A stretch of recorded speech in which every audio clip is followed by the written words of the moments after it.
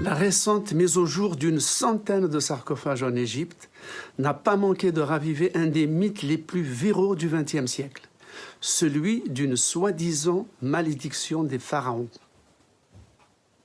Tout commence fin novembre 1922, avec l'ouverture du tombeau du pharaon Toutankhamon dans la vallée des rois par l'égyptologue britannique Lord Carnarvon.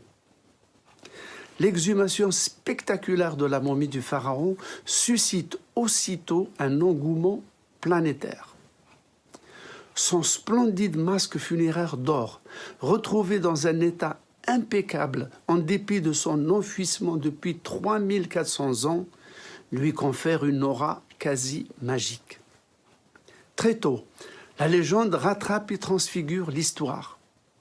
1 mois et demi après l'ouverture du tombeau, Lord Carnarvon succombe à une mort abrupte suite à une simple piqûre de moustique. Au même moment, une panne d'électricité plonge le Caire dans l'obscurité.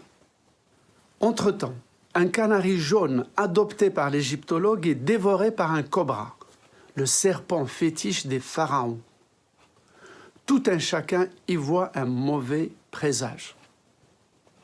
La littérature s'en empare. Conan Doyle, le créateur de Sherlock Holmes, suggère que l'archéologue aurait été victime d'un sort maléfique jeté par les prêtres du pharaon contre quiconque violerait sa sépulture.